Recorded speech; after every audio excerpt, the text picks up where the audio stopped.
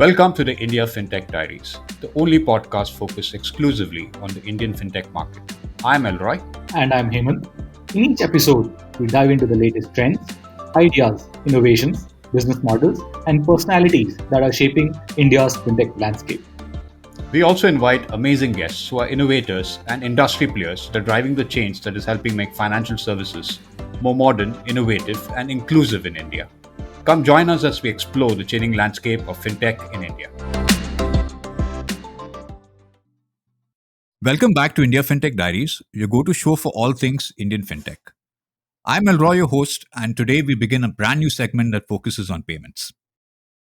And I am your host Hemant. Elroy, to begin this segment, we will take a look at transit payments.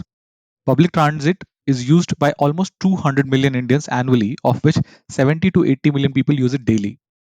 But most of these payments are made with cash. The shift to cashless payments for transit is now gaining momentum.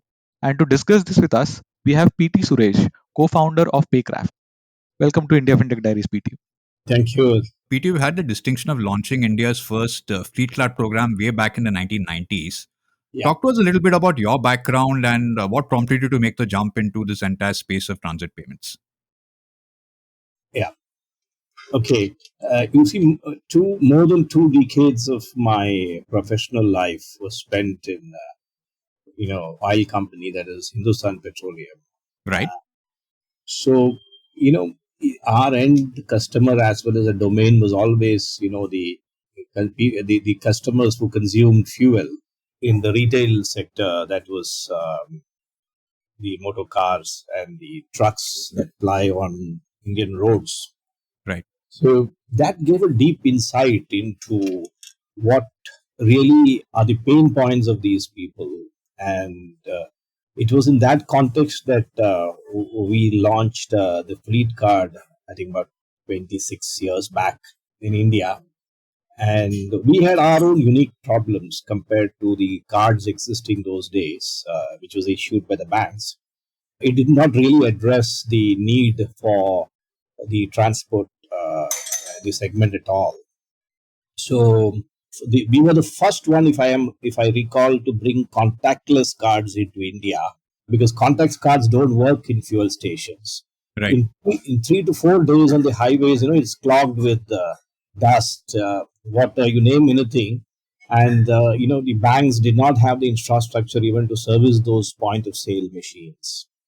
And so contactless cards were brought. We designed our own payment system, which is closed loop. We designed our own loyalty programs, settlement, etc., etc.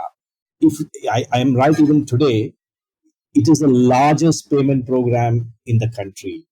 Between the 3 public sector and the 2 private sector oil marketing companies, their daily transaction may be 100 times bigger than, by value, I mean, Right. the retail payments. Is so big in that sector. And even today, it continues the same way.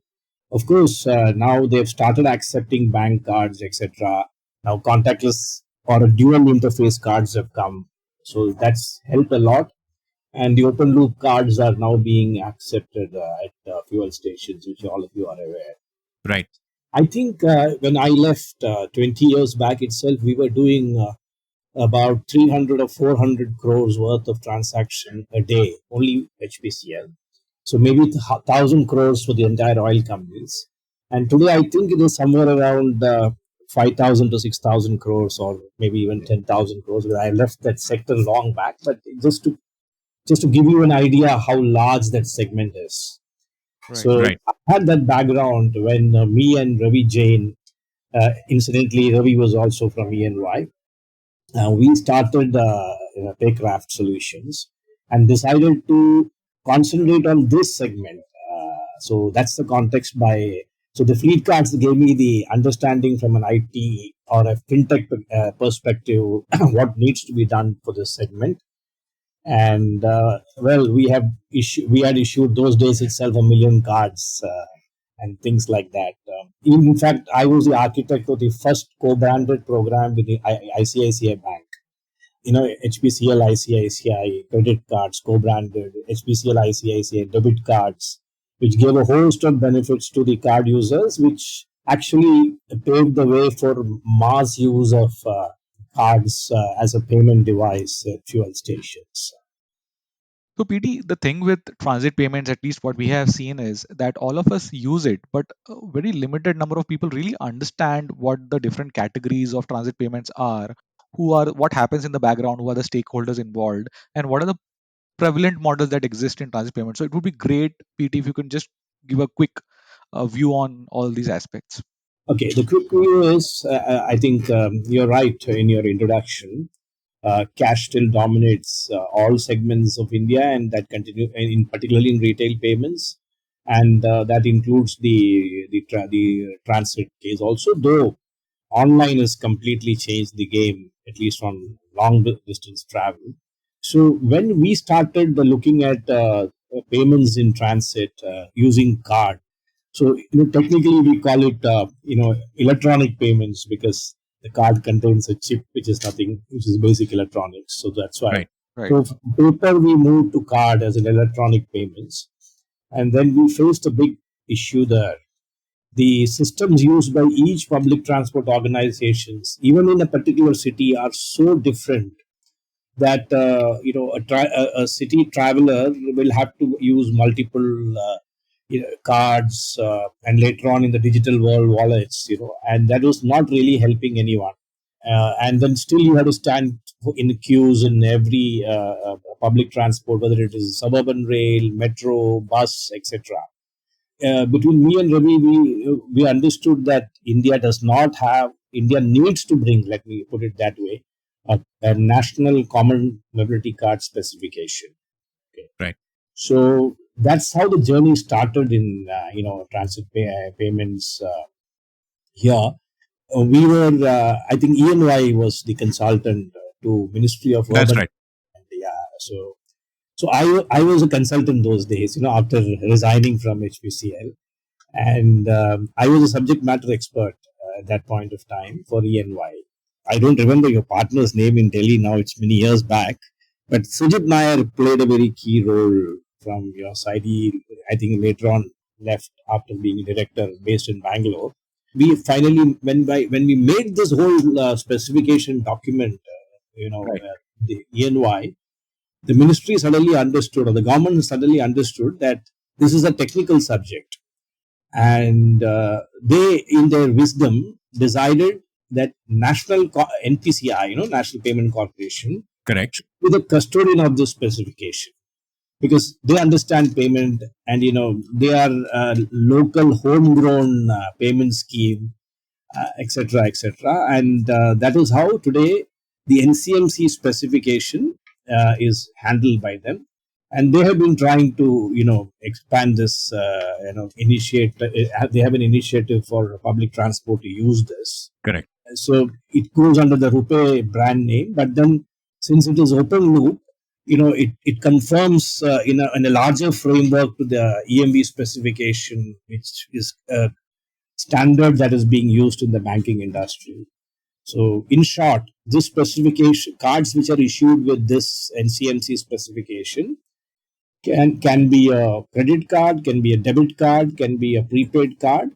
And so it is also used in transit just like you use it in the normal world. That's, in sum and substance, the whole thing.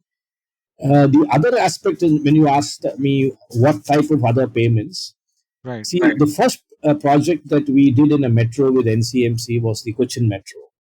Right. So we were able to, ENY was the consultant there actually. And since they knew that we did a lot of work here, they invited us to come and help implement that. So we brought in Axis Bank, and we implemented it. It is now 7 years or eighth year, running very well. But I'm coming back to the point: you don't find this usage in a big way in the metro. So, and then if suppose somebody does not have a card for whatever reasons, I Right. will come to that later. Then what is the option? Go back to paper tickets by paying cash. So we hit upon the idea that that should not be the case, and that is how QR code, as the first digital form of payment, was introduced in Metro, in Kochi Metro.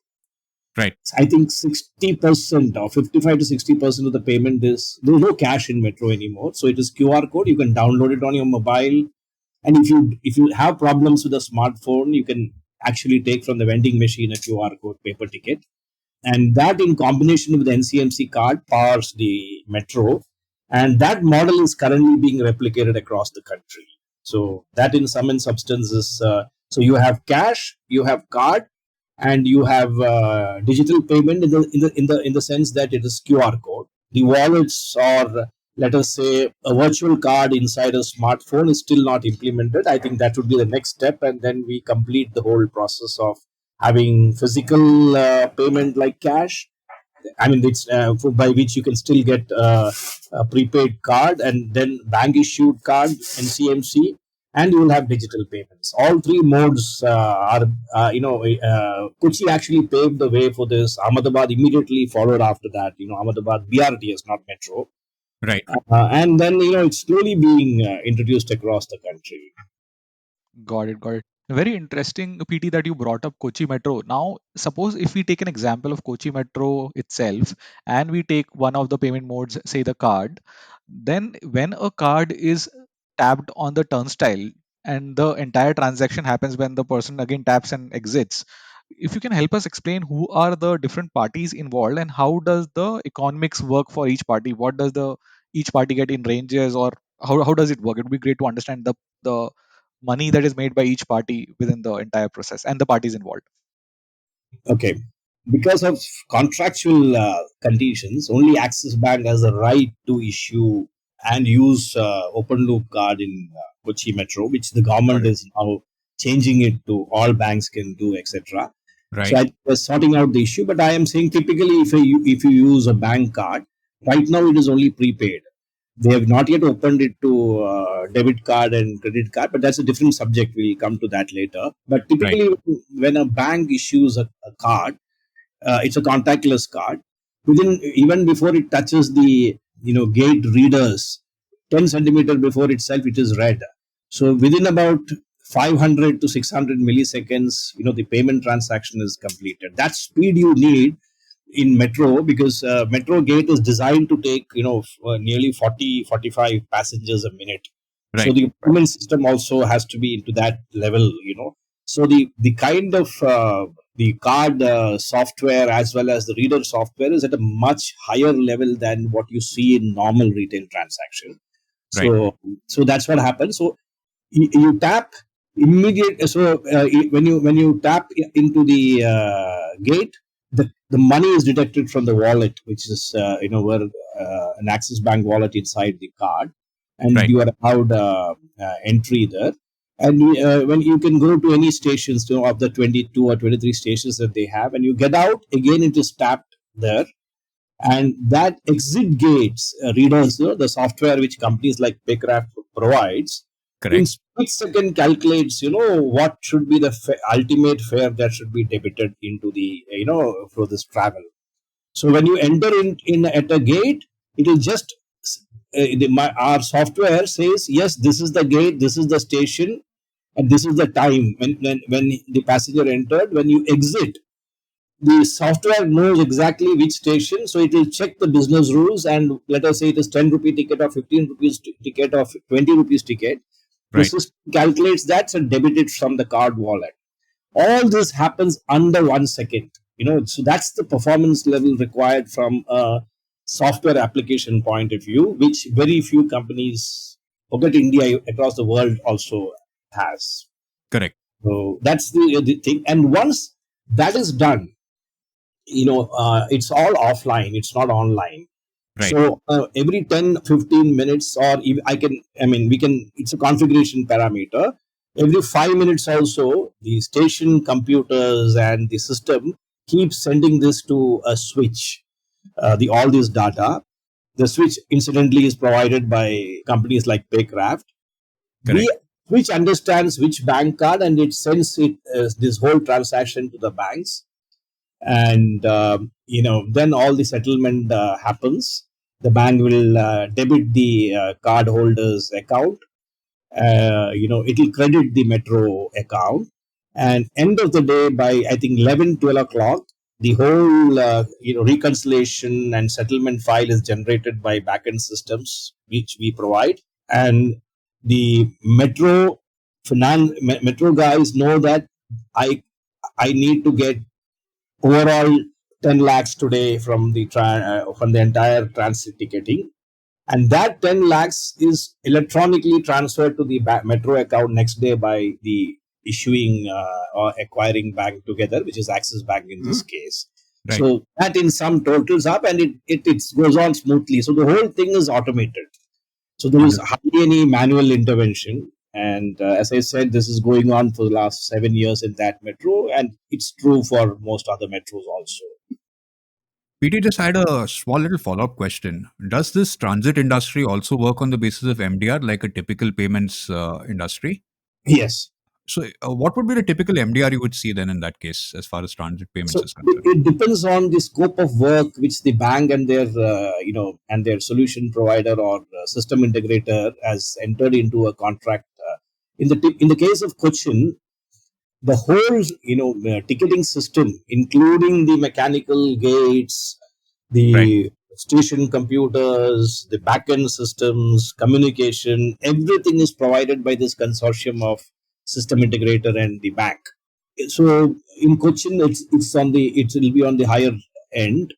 Anyway, it is all public knowledge. So there is another model by which the metro builds the whole system, Right. and they will only invite a bank to say, yes, I am giving you the rights to acquire these transactions, Right. and issue tickets from my counter. Okay.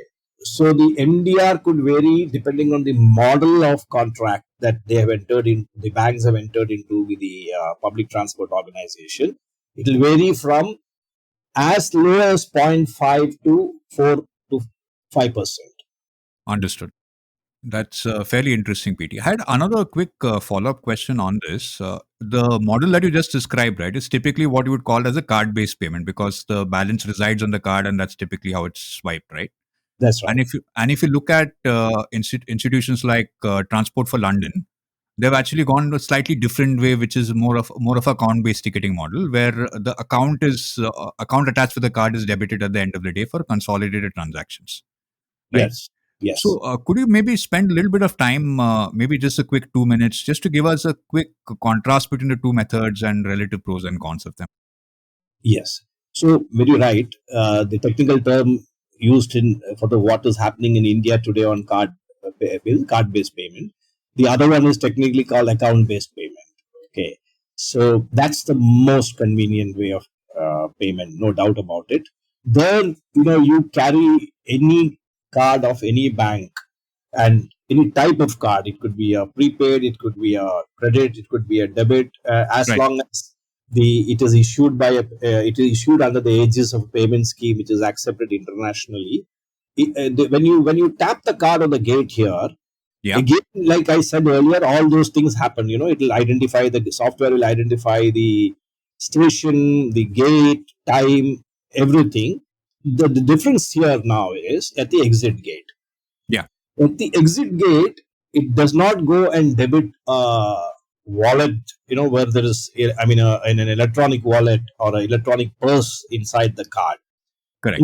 Instead of that, it only checks that this card is a valid card or not, in the sense that the issuer bank has not blacklisted it. Right. And they allow the passenger to exit as long as that flag is ticked to green. And then the fair calculation, creation of a reconciliation between who's the acquirer, who's the issuer, and the settlement file, debiting the customer's account, etc., happens in the back end. Customer is not even aware, the public transport not even aware. Okay. Right. So unlike the earlier one, here there is a risk. Suppose there is no balance in the account, Correct. it goes into negative. The process is is different. The banks have to spend a lot of time, etc., etc. But that risk the acquiring bank and the issuing bank takes. So they want information almost on real time. Again, this is an offline. It's not an online thing. So the transaction that happens, I think in the interval of 1 minute, it is bunched across all station and sent to the acquiring bank. So, actually speaking, if your travel time is 30 minutes, by the time this traveler exits at the exit gate, the system knows that there is even balance and it is not in blacklisted. Right. Suppose for whatever reasons that time his travel time is only 5 minutes or 10 minutes, and the banks have still not cleared this transaction. It does not matter in account based. It will allow. So it's a conscious decision taken by the issuer. And the acquirer and the payment scheme all put together, saying that these are small value payments. Let us take a risk. After all, they are our clients. We can always, go get back to them. These things work in societies where there is high compliance, to norms, etc. Perhaps that's the reason why these models emerged in developed countries like UK, Europe, America, Singapore, etc. But I think the next phase is in India. It is going to come. With that, there is going to be a very, very less, very thin hardware, etc., and consequently less investment. Today, in a typical metro with 20 to 25 station, Yeah. it will cost them anything between 80 to 100 crore to invest to set up a ticketing system. In account based ticketing, that will drastically drop, perhaps even half of that. So there's a big saving there. No headaches, less processes, etc. And I think that's the way the world is moving.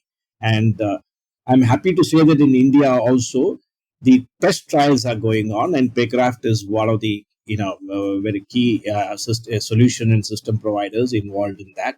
I hope in a year's time you will see that happening in India. That's really great to hear, PT. PT, I had another quick set of questions, right? Today, if you look at India, that's almost has an addressable market of almost dollars 10 billion plus as far as transit payments is concerned.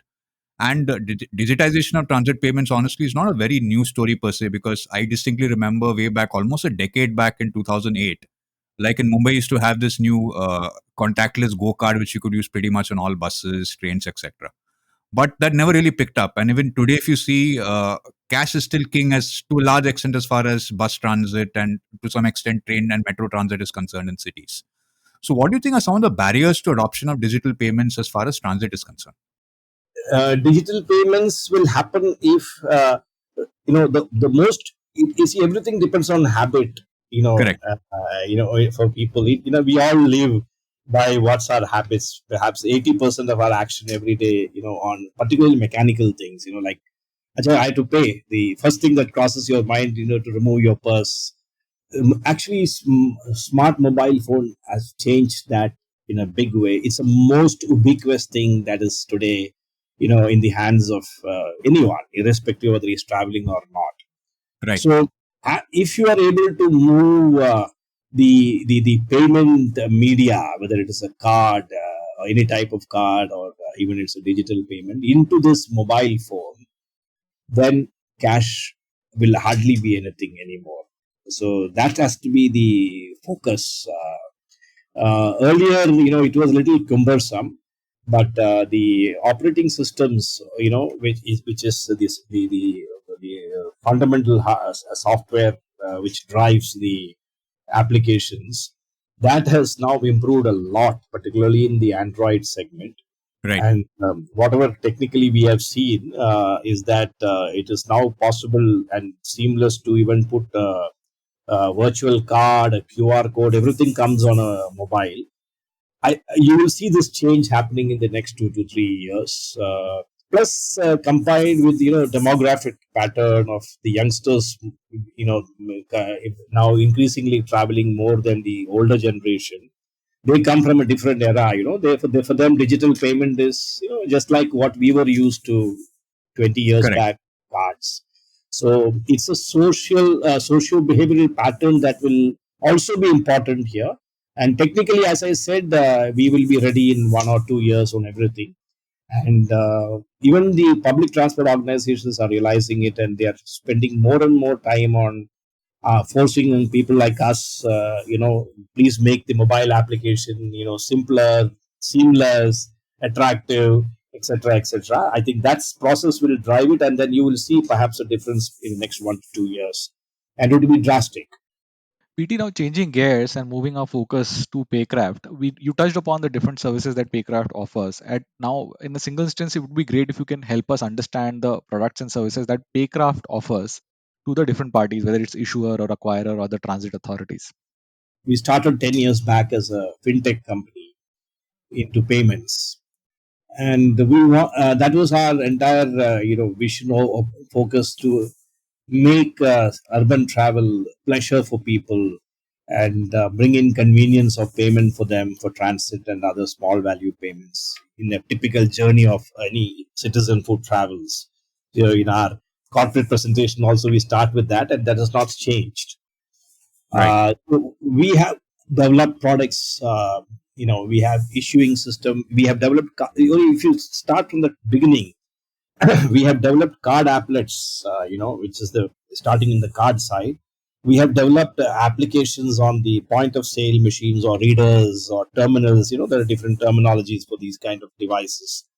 Then the next level is the switch, which takes the transaction. We build our own switch, which get and all these conforms to the ISO specific standards which the banks and Mastercard, Visa, Rupee prescribes.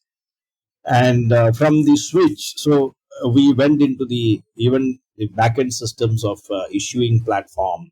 So we have card issuance platform, credit card, debit card, and prepaid card. So the whole suite of products, right from the card issuance to card acquiring to the card itself, as well as the machines that accompany it, the whole suite of software was built by us, designed by us, built by us, and implemented by us over the last 10 years. The focus always being transit. That's the suite of products. But what really happened, and which we did not see, because many things are out of experience. Right. When we started implementing this, like Cochin, and I think the next one was Indore, Ahmedabad, etc., we realized something very fundamental weakness in the whole system. 8 to 10 years back, we realized that there are no Indian companies providing automatic fare collection system. That means those, if I describe it in simple words, those automatic gates, Correct. the counters, issuance, the control system, etc. All these were dominated by 3 foreign companies: Samsung SDS, Thales, and Indra. Right. The rest of all are system integrators. I mean, the Indian companies will bid for the project because no foreign company will bid for public sector and government projects because of the very harsh terms and conditions, or I would say one-sided terms and conditions associated with it. So on paper, you will see a so-and-so system integrator, but the solutions were from these people. And when we tried to implement the NCMC specifications into this automatic fare collection system, they refused to cooperate for different reasons. India was not a priority market for them, and they are very expensive. They are engineers, so they just did not want to do this. So PayCraft moved from just payment system into automatic fare collection system, which is actually a different ball game. Yeah. Which has got a combination of not only IT but mechanical engineering, electrical engineering, civil engineering, and so many aspects connected with that. But then we suddenly realized, having decided that we will be in this segment, we build that vertical, and I'm happy to say that we have now implemented automatic fare collection system in metros, in BRTS, in buses, with our own products and applications which support those gates and other things.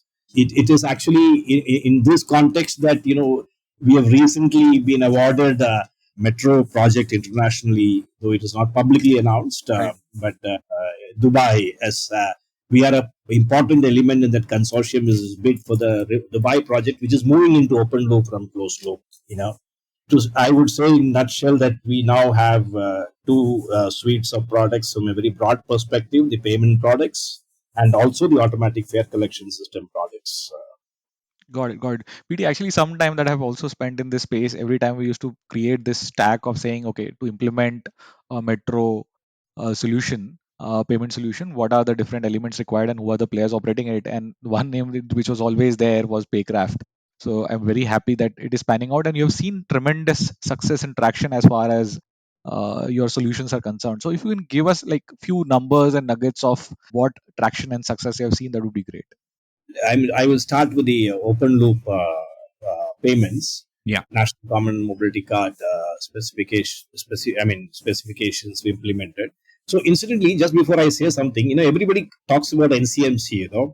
Yeah. So, if you ask me, if at all anywhere you want to translate this into a layman's language, while NCMC document itself would be hundreds and hundreds of pages, it is nothing but standards and specifications of data exchange, security, and protocols between a media and a device while traveling in public transport.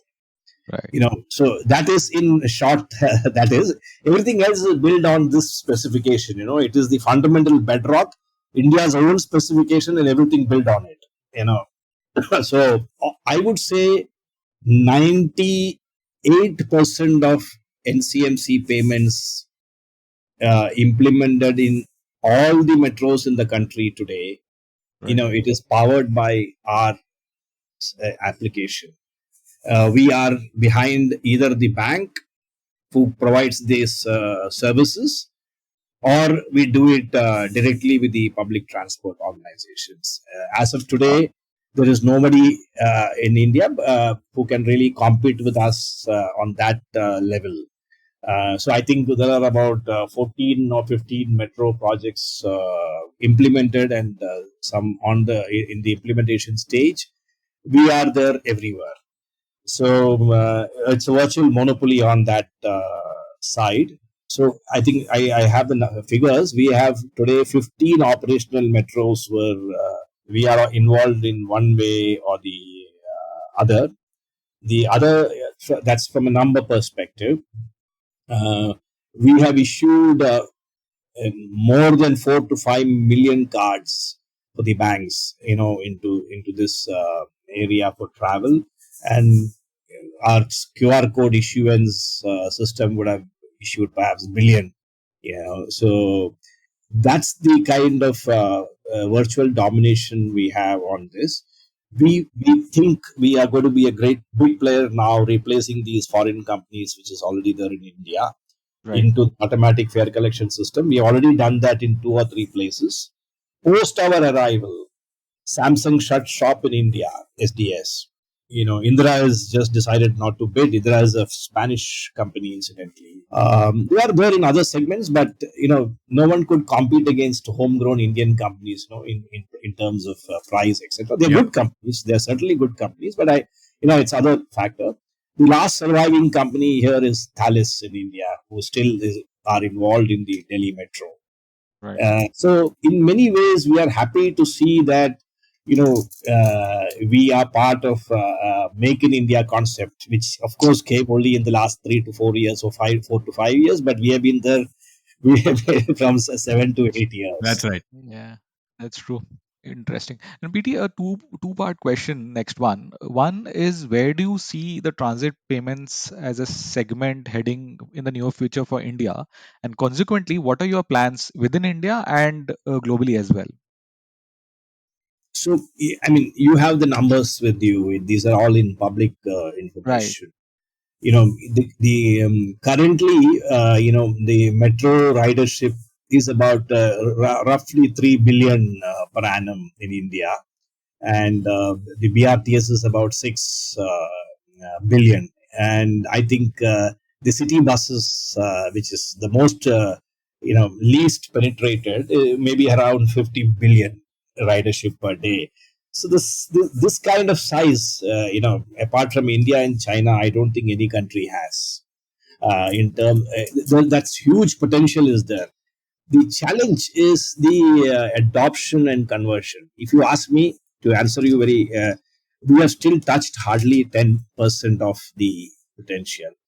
Right. So Yeah, I mean the future is there. It's huge. There are challenges because they are most of them are running operational system. Try changing something in the ticketing system in suburban rail Mumbai, which takes 5 to 6 billion people a day only on morning itself. Right.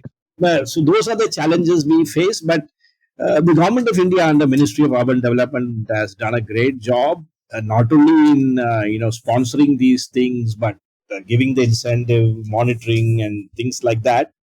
One or two cities in India we are able to show as an example. I can tell you every other city will follow, and then you will see whatever numbers you see today is going to grow exponentially. I would give you an example or a parallel example in India what happened in toll. It Yeah. is the initiative of the government of India, particularly the Ministry of Road Transport, NHAI, that today made India's electronic toll collection system the largest in the world in terms of numbers and things like that. Incidentally, though it was not PayCraft per se, but me involved again here with ENY in creating the specification for what you call this FASTag as the brand. It's Correct. called NETC. We were the advisors to the government of India for again a specification. So it's called as NETC specification, just like NCMC. There, the implementation happened because the government had the will to do this, and the government will to not only say I mean give the impetus, but also monitor this. There is not a single national highway in the country which does not accept FASTag. This problem that you are saying, how will people adopt, etc., we face there also. You ask a truck guy, to put that tag, only 20-30% fellows will comply. They Correct. also like to pay by cash. They are afraid of getting tracked. There are so many issues there. The government issued a guidelines. If you don't have FASTag, you pay 2 times. Automatically, it started coming. No, who will pay 500 rupees instead of 250 rupees? So these kind of incentives, carrot and stick policy, etc., made it a success. Even on your cars today, we brought out rules. We told the government, and they issued fiats to the OEM saying that no vehicle will leave without a tag from your factory. Right. So those are the kind of things you need to tame 1.4 billion or 1.3 billion people in this country to come online. It's very difficult, particularly with the federal structure, the state structure, and the local structure, etc. The challenges are heavy, but that's why it is pretty slow. I can understand context where you saying 7-8 years back also we started. Why it is not there? But if you ask me, we are seeing the change. But the inertia is there, and once the juggernaut starts rolling, it will start going all around the country, and that's the way we see it. Yeah, I agree. You need patience. You see, a company like us has burned so much of money and time fostering this concept itself, because that's the vision we saw, and that's a dream we saw. But you need to pay with sacrifices. Some things have to be done. But 2025, if we are able to do a similar podcast, we will be talking different stories in terms of numbers. That I can assure you, yeah, particularly on the transit side. Excellent, PT. It was indeed a pleasure to have you on the show today. In case any of our listeners wanted to know more about PayCraft, what's the best way that they can do that? Yeah, I mean, of course, we do have a website. You can send a query there on the email. There are people who will reply and get back to them, and our numbers are there, and they can reach out to. If they can even address to me, it will be marked to me. I see every mail actually, irrespective of where it comes from, where it comes, and then we can take it forward. Sounds great. We'll include those notes in the show notes, PT. And once Okay. again, thanks for joining us today. Welcome. It's our, and good job in spreading this kind of information through your podcast. Thank you. That concludes another episode of India Fintech Diaries. Remember to visit our website, India Fintech Diaries, for exclusive content. And until next time, stay safe and keep exploring the world of fintech.